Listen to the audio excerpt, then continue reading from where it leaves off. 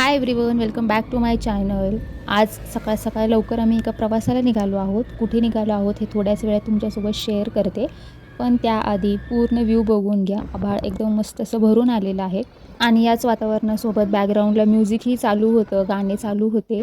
DJ, देवाचे गाणे, जुने गाणे, नवीन गाणे सगळंच असं चालू होतं.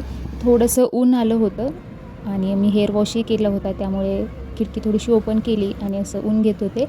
पूर्ण दिवसभरामध्ये तेवढंच ऊन आलं होतं. त्यानंतर मला आठवलं की मी सनस्क्रीन लावलीच नाही आहे. इनफॅक्ट मी काहीच मेकअप केलेला नाही आहे चेहऱ्यावर. फक्त पावडर, टिकली आणि थोडीशी लिपस्टिक लावली होती आणि दिवसभरात ऊन पडलंच नाही, त्यामुळे सनस्क्रीनची गरजच लागली नाही मला. पण तुम्ही पूर्ण दिवसाचा आम्ही जो प्रवास केला तो व्ह्यू बघू शकता.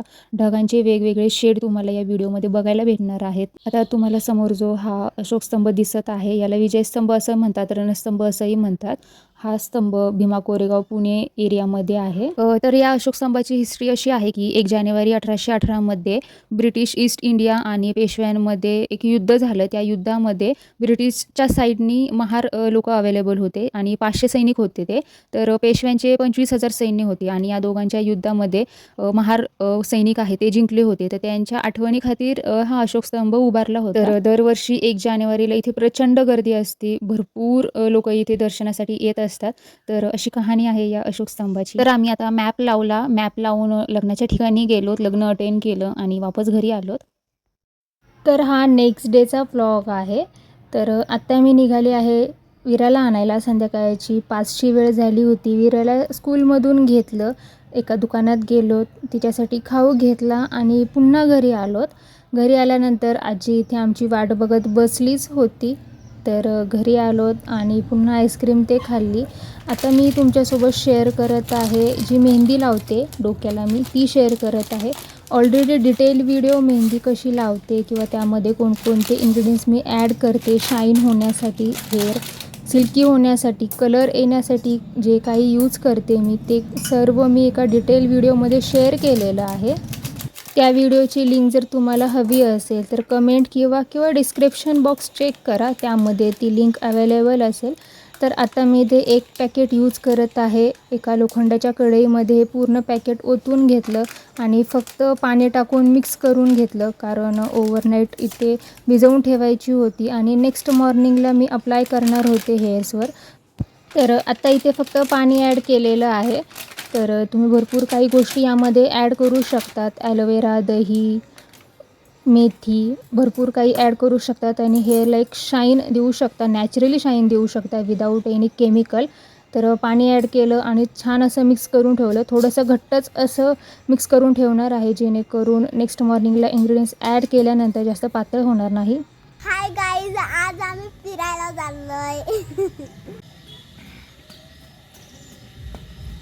फिरायला वगैरे कुठे नाही, ती अशीच मस्ती करत होती. फिरायला वगैरे कुठेही गेलो नाही. मार्केटमध्ये गेलो होतो, काही भाजीपाला आणला, कारण आज तिसगावचा बाजार होता त्यामुळे. तर जशी आम्ही मस्ती करतो आम्ही दोघी, वीरा आणि मी, त्याचप्रकारे आम्ही स्टडीही एकत्र करतो.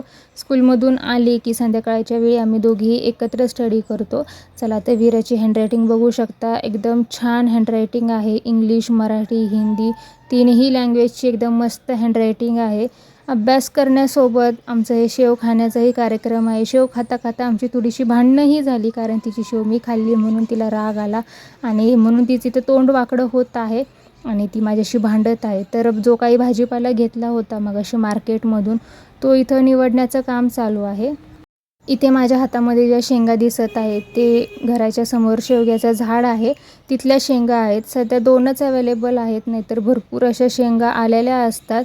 आम्ही मस्त भाजी करतो त्याची आणि एन्जॉय करतो. पण सध्या 2च शेंगा अवेलेबल होत्या, तर बाबांनी फक्त 2च शेंगा घेऊन आल्या.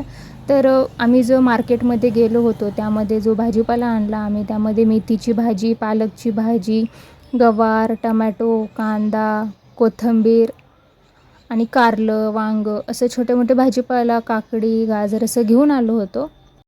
तर हा सगळा भाजीपाला आजी आणि मी व्यवस्थित करून फ्रीजमध्ये स्टोअर करून ठेवणार आहोत, जेणेकरून पुढचे 8 दिवस आम्हाला हे पुरेल आणि छान व्यवस्थित राहील, खराब होणार नाहीत, सडणार नाहीत. तर आता गवारची भाजी आम्ही दोघी निवडून ठेवत आहोत.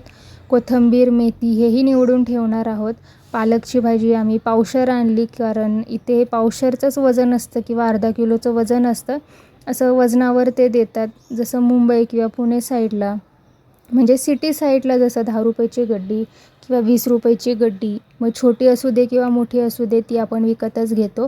तर तसं नाही, इथे पावशेरमध्ये जेवढी येईल तेवढी भाजी, त्यानंतर वरूनही थोडीशी ॲड करतात आणि आपण तसं घेऊ शकतो. तर अशा प्रकारे आम्ही सर्व भाजी व्यवस्थित करून फ्रीजमध्ये स्टोअर करून ठेवणार आहोत. भाजी व्यवस्थित निवडून झाली, त्यानंतर आम्ही अभ्यासाला बसलोत आणि अभ्यासाला बसायच्या आधी कॅडबरी आणली होती तिच्यासाठी, तर ती कॅडबरी खाल्ली आणि अभ्यासाला आम्ही सुरुवात केली. चला, अभ्यास कमी आणि आमचा टाईमपासच जास्त असो. चला तर भेटूया नेक्स्ट व्हिडिओमध्ये. बाय.